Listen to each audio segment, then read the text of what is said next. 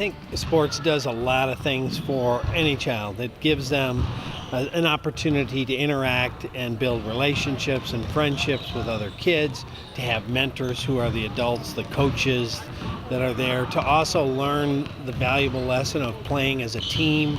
They're experiencing teamwork.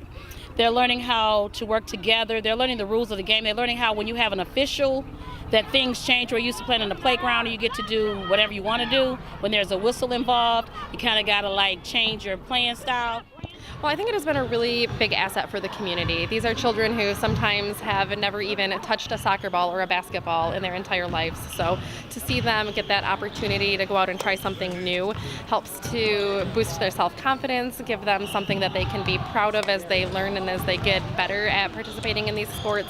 And they form social relationships, not only with the other kids that are on their team, but also with the coaches that are mentoring them. So having more positive role models in their life is always going to be a good thing. Oh, what got me involved is just wanting to help out with neighborhood kids, try to provide a good example and a role model, unlike some people here. And also, it's just a great chance to teach kids the game of soccer, which is a game that gave me so much. I mean, from playing all the way through as a kid and everything. It's just great.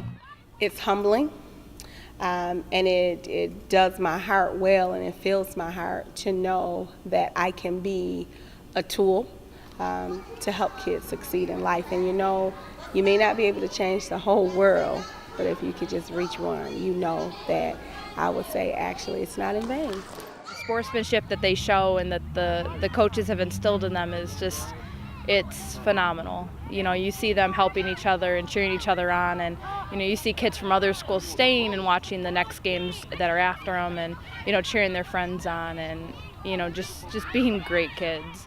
It provides a child so many good, positive things, and every child, in my opinion, deserves that, which is why we started Sheriff Pal, to allow the children, many of whom don't have those kind of athletic and mentoring opportunities, to have them. The program has existed for a long time throughout the city of Pontiac. Back when City of Pontiac PD used to host it, it was a great program in a thriving city, but when the police department went away in Pontiac, so did the PAL program. So when the Oakland County Sheriff's Department decided to host it again, we were more than excited to bring it back. So late 2015, we began meeting. Last summer, 2016, we launched our inaugural season. We had about 500 participants, and we're so excited to be in our second summer where we're about 400 participants. Well, I think it's part of the big picture we have, and just be able to provide and to invest in the community's youth. I think the no better investment that a community can make into helping to bring its youth along. We're partners with the school district as well, and also partners with the sheriffs and all the deputies who are helping to reconstruct that PAL program. So there's many parts of taking care of our youth. As I say, it takes a village to raise a child. So PAL is certainly part of that village, as well as all the things that the city is doing to bring back its share of youth-sponsored activities. This is an excellent program. It started back at Welcome Missionary Baptist Church. The Police Athletic League has always been engaged. Sheriff Bouchard has always been engaged. It's significant because we have this collaboration, this partnership, which embraces all of our children and provides them with an opportunity to have an outlet to exercise and also work with the police to know that there's no fear of them. Well, it's critically important to have an opportunity for them to see our deputies for who they are. They're human beings that care. Well, all you have to do is turn the TV on, look at the news, and you can see that the relationship between cops and community is stressed. And seeing these kids relate with these police officers, seeing the excitement on the police officers, because they're volunteering their time. That's really a big thing, and I really believe that that's going to make a turn in relation to how families, people, and community view the services that the police department offers. Some of the kids know me, I know them. I recognize their faces as well as they know my name. And there are other deputies that are engaged with the program as well who experience the same type of interactions. And it's all about community engagement. Oh, amazing. The kids love when Deputy McCullough come by and Deputy Cotton come. They have so many questions. They just hang out and just play, and it's great. It's great community relations with them, and it's teaching them to not be afraid of police officers and to respect them. Kids don't have good experiences with cops at young ages. So kids in challenged communities like Pontiac, Detroit, Flint, Saginaw, and all throughout urban America they don't have good encounters with cops. So what's happening is deputies and our own sheriff, they're encountering kids at a young age to increase their curiosity for law enforcement. So we can see urban kids, their whole paradigm shift. So it means breaking systemic pain. Is they're building relationships with my deputies and see us as part of the community and part of the help and support system rather than, those guys that arrest people. Putting on Meet Up and Eat Up block parties all across the region this summer to celebrate the summer meals program that's known as Meet Up and Eat Up. And what we do is try to raise awareness about the fact that even though schools close for the summer, there are still free meals available for kids who might need them all over the region.